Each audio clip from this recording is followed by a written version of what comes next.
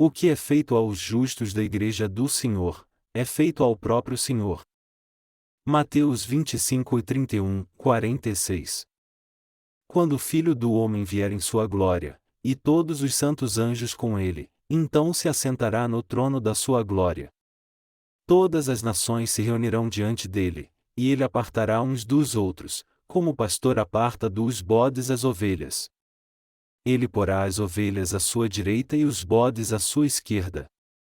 Então dirá o rei aos que estiverem à sua direita: Vinde, benditos de meu Pai, possuí por herança o reino que vos está preparado desde a fundação do mundo. Pois tive fome, e me destes de comer, tive sede e me destes de beber, era forasteiro e me hospedastes, estava nu, e me vestistes, estive enfermo, e me visitastes, preso e fostes ver-me.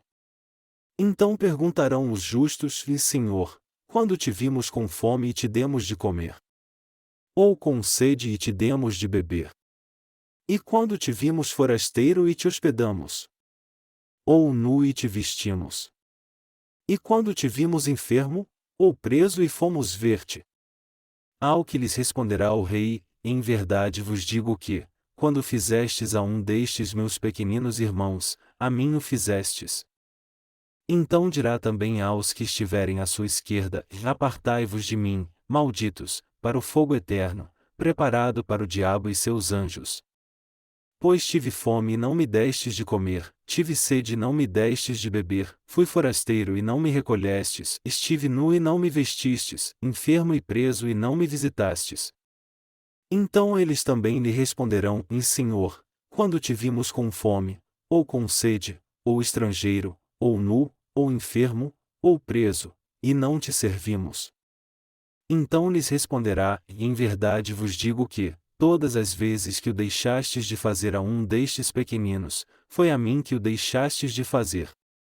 E irão estes para o castigo eterno, mas os justos para a vida eterna.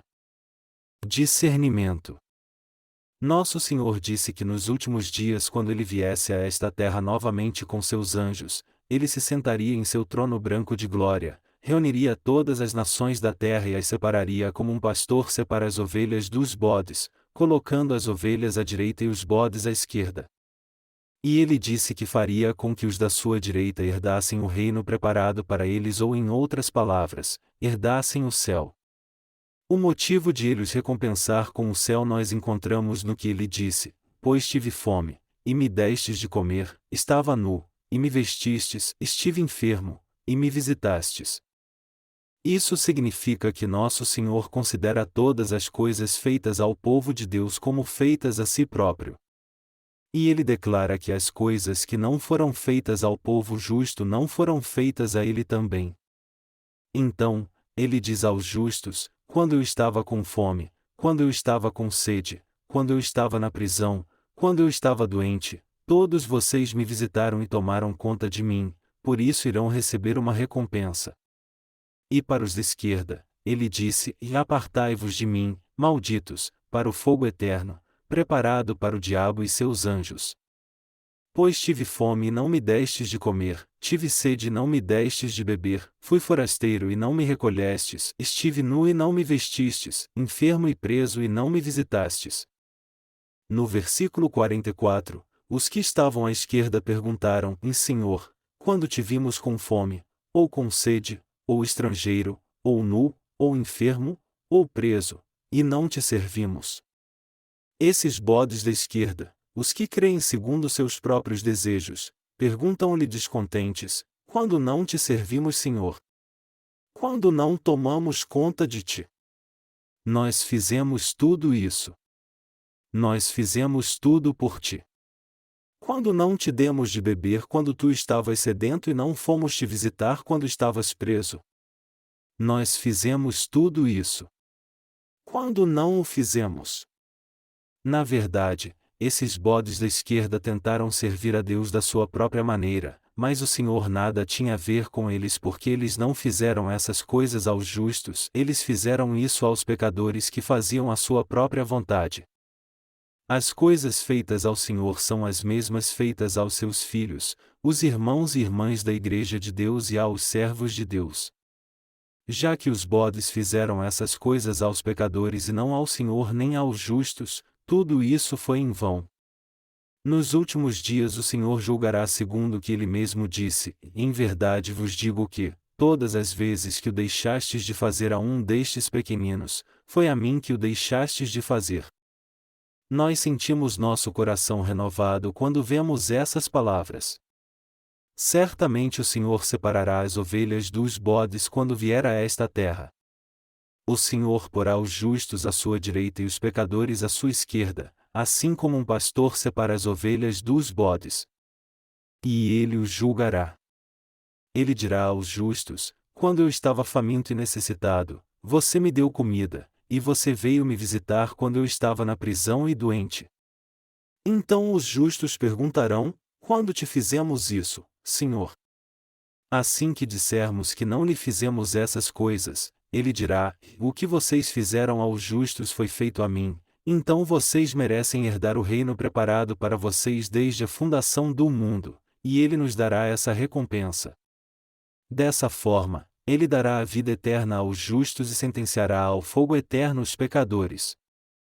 Nós que nascemos de novo devemos reconhecer a Igreja de Deus e saber que o que fazemos nela, isto é, servir a Igreja, cuidar das almas, se unir à Igreja para servir aos irmãos e irmãs, e fazer a vontade do Senhor é feito ao Senhor. Nós temos que ter esse tipo de fé. A obra que fazemos agora junto com a Igreja de Deus é feita ao Senhor. E ele considera a obra que a Igreja de Deus faz aos justos como a obra feita a ele mesmo e ainda os recompensa. Nós agora estamos unidos com a Igreja de Deus, cuidando dos justos, nos interessando por eles e orando por eles.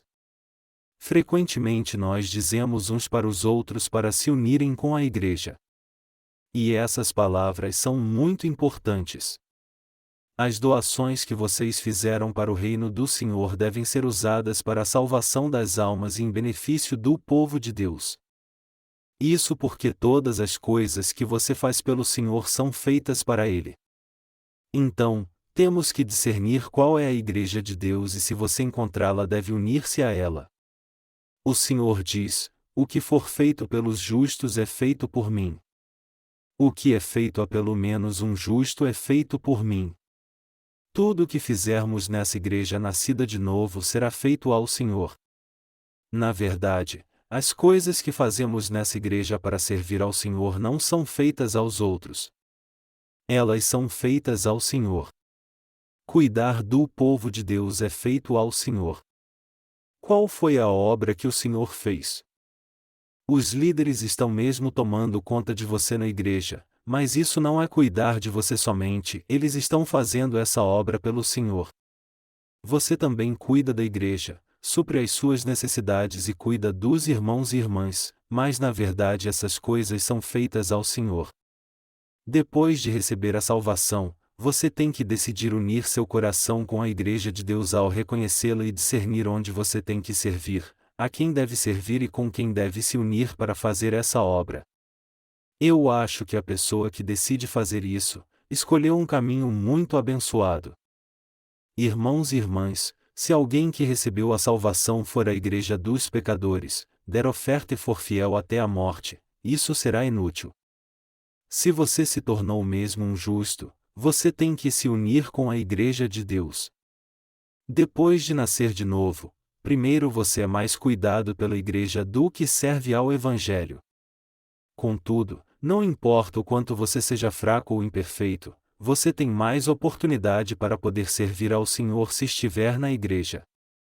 É realmente uma grande bênção para você poder servir a Igreja dos justos. Assim que podemos servir ao Senhor, isso se torna uma grande bênção para nós. O Senhor disse que faria isso nos últimos dias e isso é exatamente o que Ele está fazendo. Nós nascemos de novo e vivemos pela fé agora. Então, quando você faz algo pequeno aos irmãos e irmãs na igreja, você está fazendo isso ao Senhor. Você não está fazendo isso aos outros. Tudo é feito a vocês e ao Senhor. Sim, é mesmo. Tudo que é feito na igreja não é nossa obra pessoal, mas é a obra do Senhor, e já que eu creio que o que é feito aos irmãos e irmãs também é feito ao Senhor, eu não tenho nenhuma vontade de receber o louvor das pessoas. Não é preciso receber o reconhecimento delas. Quando eu faço isso pelo Senhor, Ele me dá uma recompensa, e já que eu pertenço ao povo de Deus, é natural eu fazer coisas por seu povo para que ele possa prosperar. Não se trata de receber recompensa ou não, é próprio dos justos nascidos de novo trabalharem pelos justos. Você e eu não fazemos isso pelos pecadores, nós esperamos que os justos se deem bem, e é certo pensarmos assim. Portanto, você e eu somos mesmo um povo abençoado. Aqueles que receberam a remissão de seus pecados e cujo coração está impuro e odeiam se sujeitar estão prontos para deixar a Igreja de Deus. E eles vão às igrejas erradas, ofertam lá, e fazem coisas absurdas fazendo todos os chamarem de diácono. Você tem que saber como é estúpido fazer isso. E isso é mesmo estúpido. Eu não posso descrever como isso é estúpido. Não é errado ser alguém que não trabalha para a sua própria família, ou leva uma vida de fé que não é para o Senhor. Há dois tipos de pessoas nesse mundo. Existem as ovelhas e existem os bodes. Existem os que nasceram de novo, existem os que não nasceram de novo. E também há dois tipos de igreja. Existe a igreja dos justos, e existe a igreja dos pecadores. E há dois tipos de serviço no cristianismo. Um serve a Deus e o outro serve ao diabo. Deus dá a vida eterna aos justos e Ele dá o fogo eterno aos que servem ao diabo, ou em outras palavras, aos pecadores. Ele dá aos justos a vida eterna. Se olharmos a passagem bíblica de hoje, veremos que tudo o que foi feito na igreja foi na verdade feito ao Senhor. Quando você cuida das almas na igreja e prega o Evangelho para elas, essas coisas também são todas feitas ao Senhor. Fazer isso é fazer a vontade do Senhor. É bom para uma alma receber a remissão dos seus pecados. Alguém pode pensar que isso não significa nada para o Senhor, mas o recebimento da remissão de pecados é, na verdade, fazer também a sua vontade. Então, trabalhar pelo Evangelho é servir ao Senhor. Pregar o Evangelho e fazer a obra de Deus é tudo feito pelo Senhor. Nós temos que saber como é abençoado o caminho no qual entramos e como é abençoada a vida que vivemos. Eu sou muito grato a Deus por nos permitir fazer a sua obra, nos permitir viver na igreja e viver para o Evangelho.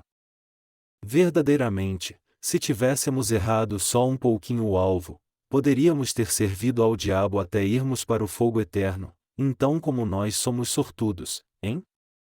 Que sorte é servirmos ao Senhor e fazermos todas as coisas a seu serviço.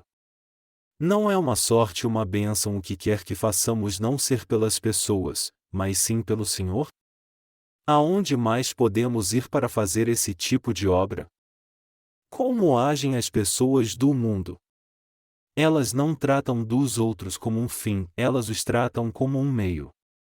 Se elas podem tirar algum proveito deles, elas os tratam bem, mas se elas não puderam ganhar nada com eles, elas os tratam friamente e acabam seu relacionamento com eles. Mas os nascidos de novo não agem assim.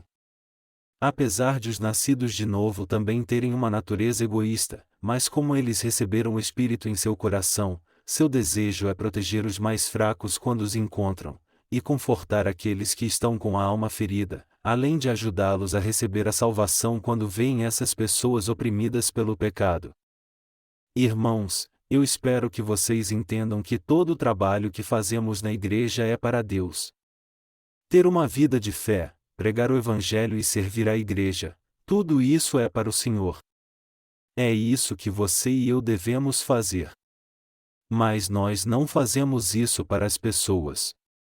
O Senhor colocou os justos à sua destra e disse: Vocês me serviram e me visitaram. O que mais agrada a Deus é a pregação do Evangelho. Ele nos diz: Vocês lutaram contra os mentirosos por mim e trabalharam para mim. Então, Entrem e herdem o reino de Deus que eu preparei para vocês antes da fundação do mundo. No último dia, Ele nos dará este reino. Nós entraremos nesse reino e viveremos ali depois que o herdarmos. Isso parece um conto de fadas, mas como é que nós podemos negar isso já que cremos?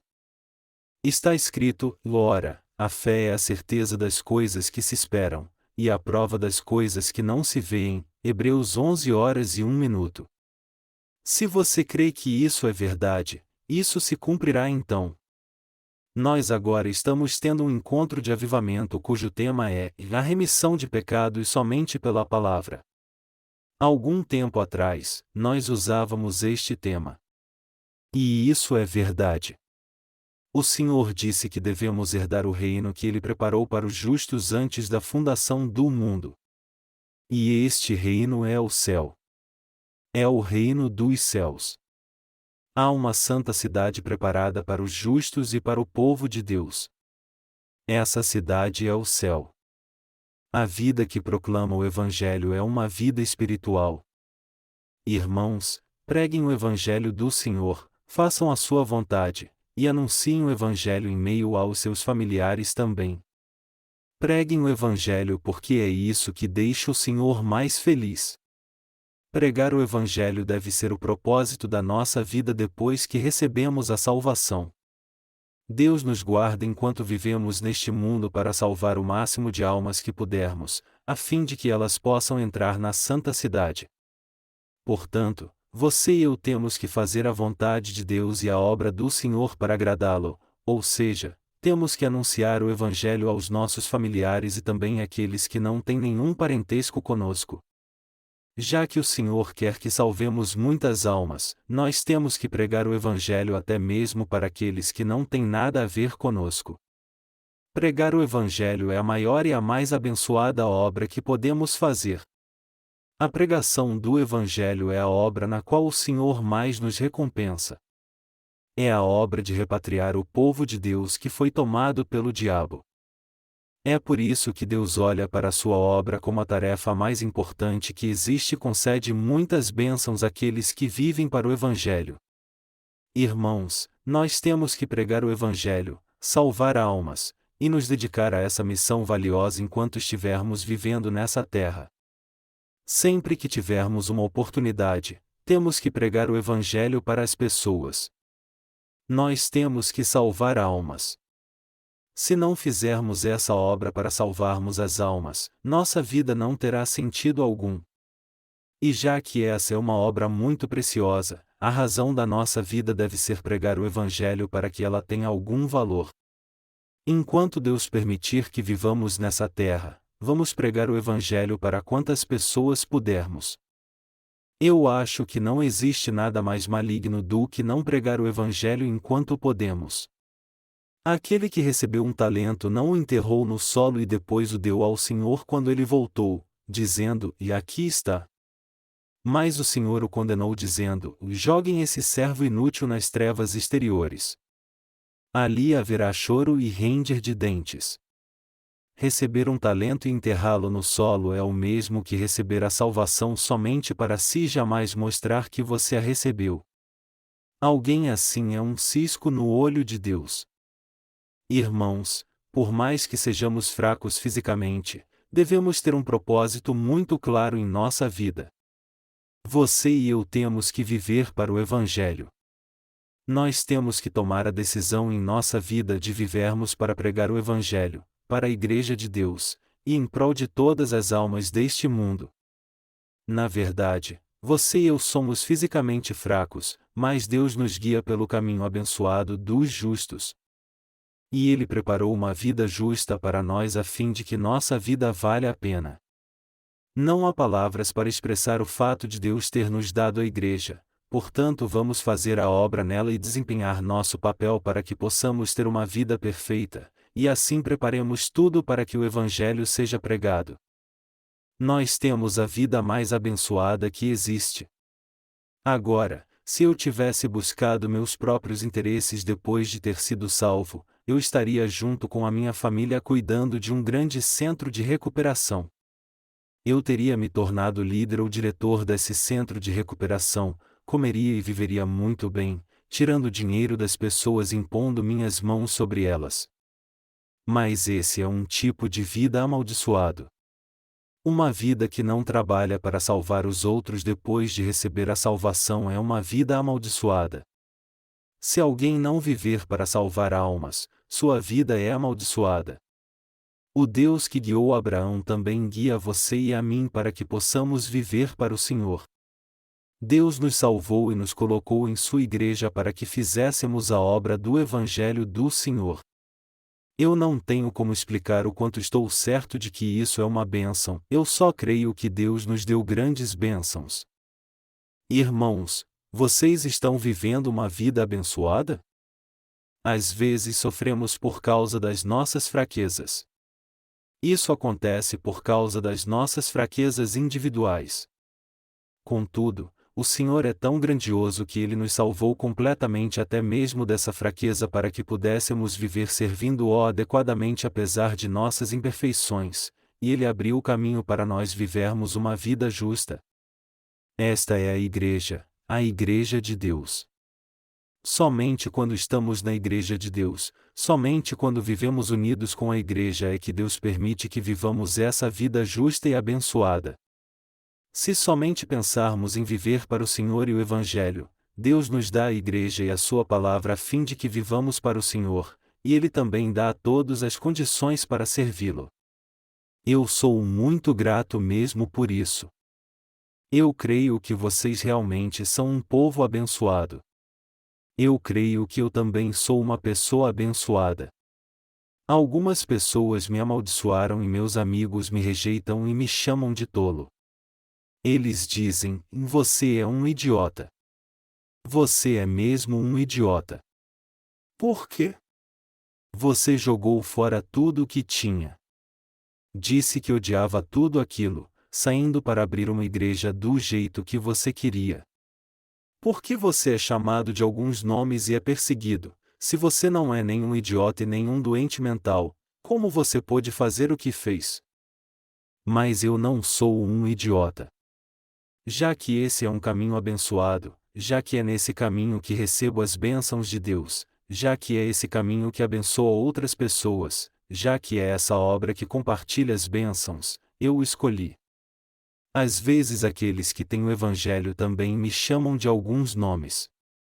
Eles dizem: esse cara é um idiota e um tolo, e eles olham para mim e dizem: eu não sei por que ele está fazendo isso. Eu não sei por que ele diz que irá fazer o que diz a palavra e ministra em sua igreja tão insistentemente. Se ele continuar ministrando dessa maneira tão rígida assim, as pessoas não ficarão lá. E elas não doarão muito dinheiro. E as pessoas das outras denominações realmente irão odiá-lo se ele pregar dessa forma. As pessoas da nossa igreja que receberam a remissão dos seus pecados há pouco tempo também me odeiam. As pessoas na igreja não compreendem e perguntam por que eu faço aqueles que receberam recentemente a remissão de pecados saírem da igreja e pararem de vir só porque eu berro quando prego. Já que todos nós servimos ao Senhor, e não às pessoas, é o bastante para mim fazer somente o que Ele diz e o que o deixa feliz. Agradar a Ele é o suficiente. Se você simplesmente o deixar feliz, não importa se as outras pessoas gostem ou entendam você. Por quê? Porque não são elas que me darão a vida eterna. Por isso é que eu não espero mesmo a sua recompensa. E na verdade elas são pessoas que querem tirar algum proveito de mim, e se elas acharem que não vão conseguir, elas um dia me abandonarão. Já que você e eu não fazemos as coisas pelas pessoas nem as servimos, nós somos muito abençoados. Irmãos e irmãs, vocês estão realmente vivendo para o Senhor?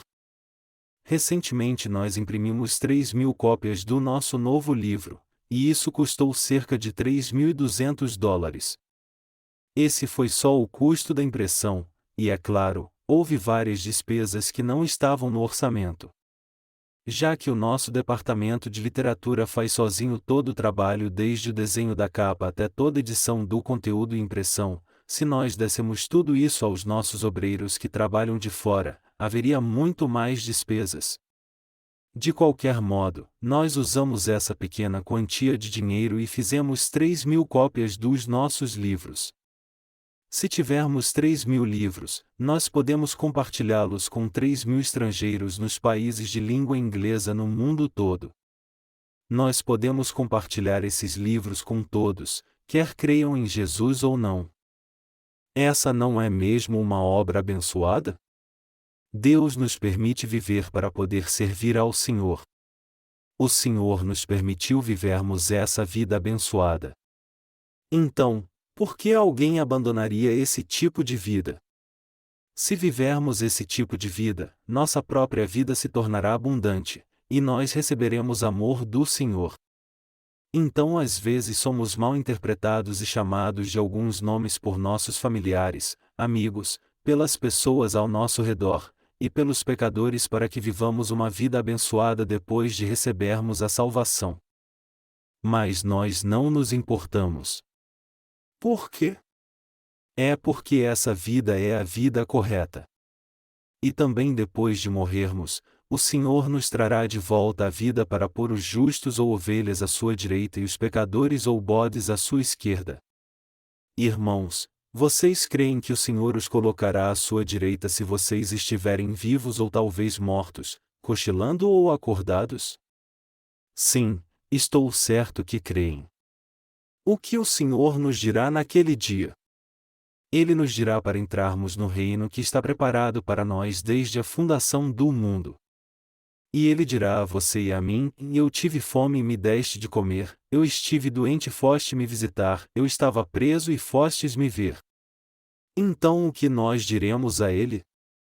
Nós perguntaremos: Vi, Senhor, quando te visitamos ou demos comida quando estavas faminto? O Senhor dirá: o que vocês fizeram ao menos aos que receberam a salvação enquanto estavam nessa terra, vocês fizeram a mim. O que vocês fazem às pessoas e à Igreja de Deus também é feito para mim. Vocês não ficam impressionados quando ouvem dele essas palavras? Nós poderíamos até dizer: não, nós não fizemos nada para ti, Senhor. Mas nós realmente fizemos essas coisas ao Senhor. Se nós fizemos algo pelo menos a esses pequeninos ou ao maior deles, tudo o que fizermos pelos irmãos e irmãs através do amor, e espiritualmente intervir em suas vidas, isso é feito ao Senhor. O Senhor diz: se você viver esse tipo de vida, você receberá o meu amor, eu terei mais e mais glória e vocês receberão mais bênçãos. Toda a obra que estamos fazendo é feita para o Senhor. Nós ainda não morremos e ainda não estamos à direita do trono do Senhor, mas estamos vivendo uma vida abençoada para Deus pela fé. Vivemos pela fé uma vida que alegra ao Senhor. Nós despertamos para o fato de que, a nossa igreja é a igreja de Deus. O Senhor é o nosso Rei e a palavra de Deus é vida para nós. Deus espera que busquemos e vivamos segundo a sua palavra, apesar de sermos imperfeitos. Esse tipo de vida deixa o Senhor feliz. Uma vida que busca por esse despertamento de fé é uma vida abençoada. Às vezes você e eu temos dificuldades e momentos difíceis por causa da nossa situação pessoal, nossa ganância, e nossas fraquezas. Contudo, devemos viver para o Senhor unindo-nos com a Igreja. Se vivermos para o Senhor, nosso futuro é garantido e o Senhor recebe toda a glória. As pessoas recebem a salvação. Se você não vive para o Senhor, isso é se opor a Ele. Nós temos que crer que cada coisa que fazemos é para o Senhor. Vocês trabalham para o Senhor? Trabalham, não trabalham? Sim, nós trabalhamos para o Senhor. Essa é a fé correta. Essa é a crença certa. Nossas irmãs fazem isso, não fazem? E eu acho que viver esse tipo de vida é uma bênção, é mesmo uma bênção. Apesar de sermos imperfeitos, nós pregamos o Evangelho para as almas e queremos viver uma vida que as apoia para trabalhar pelo Evangelho também.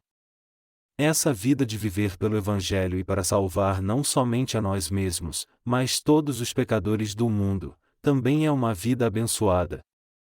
A pessoa que nasceu nesse mundo e vive a vida mais abençoada é alguém que faz a obra de salvar as almas com a Igreja e vive para o povo de Deus unido com Ele. Deus nos deu esse tipo de vida.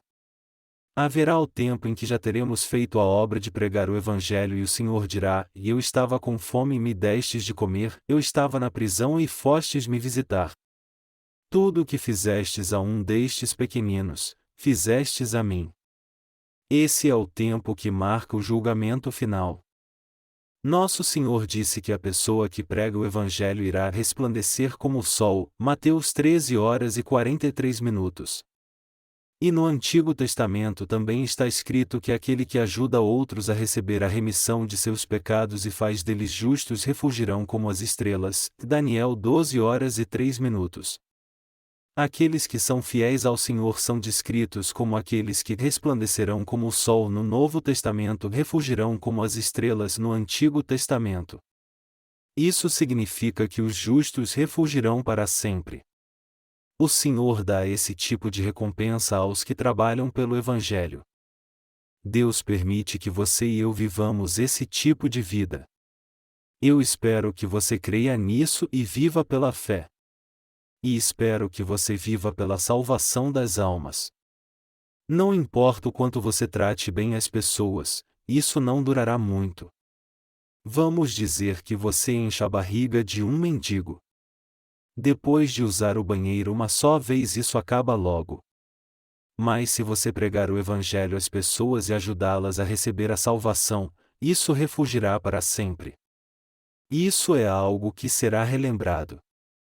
A mulher de má reputação na vizinhança veio até Jesus, trouxe um vaso de alabastro com precioso bálsamo, e o derramou sobre sua cabeça.